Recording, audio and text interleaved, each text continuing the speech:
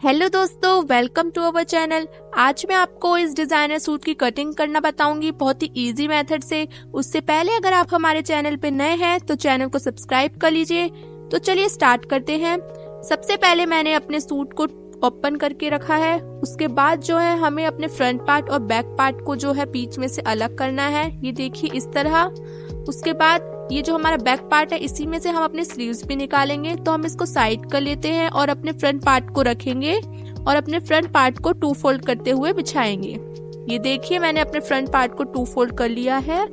और ये मैंने अपने जो है सूट के नीचे से ये अपनी डिजाइनर पट्टी जो है वो अलग करके रख ली थी पहले से ही, जिसकी लेंथ जो है हमारी 4 इंच है। ये हम साइड कर लेते हैं, जिसे हम अब सूट के नीचे लगाएंगे। ये देखिए इस तरह से। अब हम अपने सूट की लेंथ जो है नापेंगे। तो हमें अपने सूट की रेडी लेंथ जो है 40 इंच चाहिए। तो हम इसको पट्टी को एडजस्ट करते हुए रखेंगे और 40 इंच तक इसको नापेंगे। ये देखिए इस तरह से हम इसको 40 इंच नाप लेंगे और ऊपर से ½ इंच हमें सिलाई मार्जिन के लिए चाहिए। अब हम सूट की मेजरमेंट करेंगे। एक्चुअली गाइस जो मेरी सूट मेजरमेंट की वीडियो थी वो गलती से कट हो गई थी और मैंने पूरा सूट कटिंग करने के बाद जब देखा तो वीडियो थी ही नहीं। तो फिर मुझे दोबारा कटिंग होने के बाद मेजरमेंट की वीडियो बनानी पड़ी। तो चलिए अब मैं इसमें ही मेजरमेंट दिखा देती हूँ। सबसे पहले हम शोल्डर लेंगे। तो शोल्डर यहाँ पर मैंने 7 इंच रखा था। ये देखिए मैंने 7 इंच पे अपने शोल्डर की मार्किंग कर ली थी।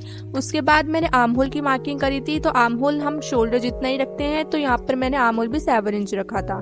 तो ये हमारी चेस्ट लाइन हो गई थी। उसके बाद मैंने वेस्ट लाइन के लिए यहाँ पर 14.5 इंच में मार्क किया था। ये देखिए इस तरह से। और ये हमारी वेस्ट लाइन हो गई। उसके बाद मैंने हिप लाइन यहाँ पर 20.5 इंच पे निशान लगाया अपनी हिप लाइन के लिए। ये हमारी हिप लाइन है। ये हमारी चेस्ट लाइन है, ये वेस्ट लाइन है और ये हिप लाइन है। उसके बाद हम अपने चेस्ट की मार्किंग करेंगे। तो चेस्ट है यहाँ हमारी 40। तो 40 का चौथा हिस्सा हम यहाँ रखते हैं। तो 40 का चौथा हिस्सा 10 है। तो हमने यहाँ पर 10 पे मार्किंग की है। उसके बाद जो है हम अपने वेस्ट की मार्किंग करेंगे। तो वेस्ट है हमारी 36। 36 का चौथा हिस्सा हम यहाँ लेंगे। 36 का चौथा हिस्सा 9 होता है। तो हमने यहाँ 9 पे मार्क किया है। उसके बाद हम अपने हिप की मार्किंग करेंगे। तो हिप है हमारी 42। तो 42 का चौथा हिस्सा हम यहाँ लेंगे। 42 का चौथा हिस्सा 10.5 इंच होता है। तो हमने यहाँ पर 10.5 इंच में मार्क किया है। उसके बाद हमने सेम यहाँ पर अपने बॉटम पे मार्क किया है। तो बॉटम भी हम अपने हिप जितना ही रखते हैं। तो हमने यहाँ पर भी 10.5 इंच पे अपने बॉटम की मार्किंग की है। उसके बाद मैंने इन सब निशानों को आपस में जॉइंट कर लिया था। और फिर उसके बाद हमने 2-2 इंच हर जगह पर मार्जिन रखा है, एक्स्ट्रा मार्जिन जो हम अपने सिलाई में जाएगा। उसके बाद मैंने अपने आर्म होल की शेप दी थी। ये देखिए इस तरह से आर्म होल की शेप देके हमने अपने सूट की कटिंग कर ली थी। सबसे पहले हमने अपने बैक आर्म होल की कटिंग की है। ये देखिए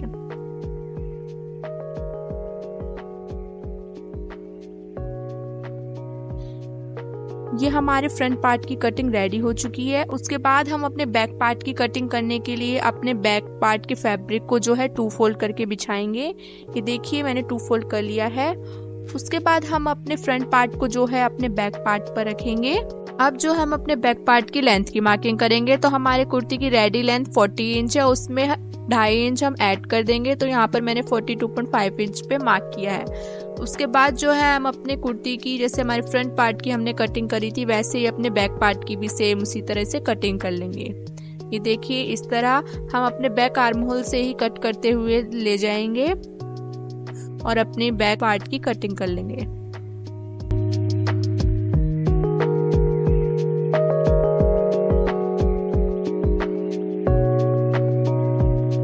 ये देखिए मैंने बैक पार्ट की कटिंग कर ली है। अब हम दोनों पार्ट्स को अलग अलग करेंगे और फ्रंट पार्ट को दोबारा बिछाएंगे। और उसके बाद जो है जो हमने फ्रंट आर्म होल का निशान लगाया था उसको हम कट कर देंगे। ये देखिए इस तरह से।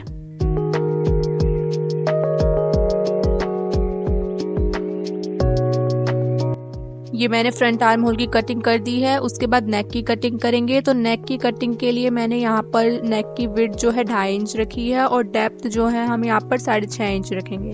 तो 2.5 इंच विड्थ रखेंगे और डेप्थ 6.5 इंच रखेंगे और इन दोनों निशानों को आपस में जॉइंट कर लेंगे। उसके बाद जो है हमारे जो डिजाइनर नेक की जो पान वाली शेप है वो नेक की शेप दे देंगे।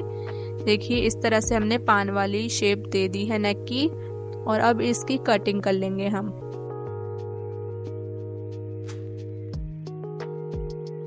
उसके बाद जो है हम अपने बैक नेक की कटिंग कर लेंगे। बैक नेक के लिए भी मैंने यहाँ पर विड्थ 2.5 इंच ली है और जो डेप्थ ली है वो 5 इंच।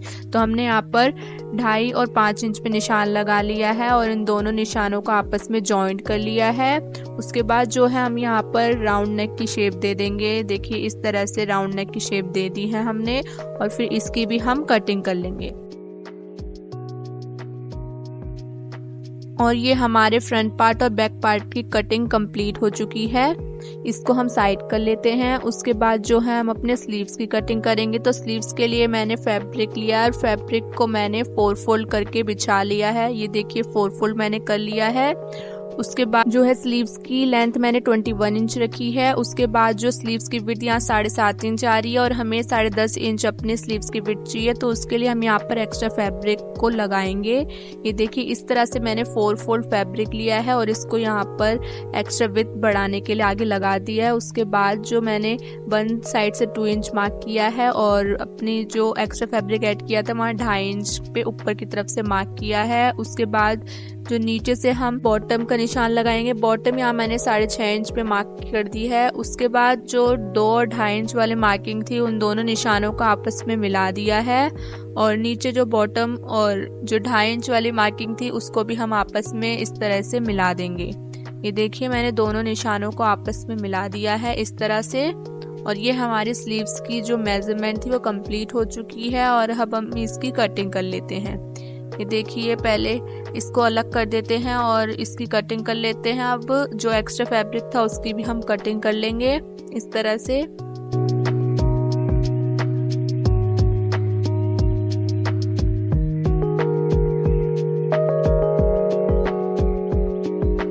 ये हमारी स्लीव्स की कटिंग कंप्लीट हो चुकी है। अगर आपको हमारी वीडियो अच्छी लगी हो तो वीडियो को लाइक और चैनल को सब्सक्राइब कर देना और कमेंट करके ज़रूर बताना।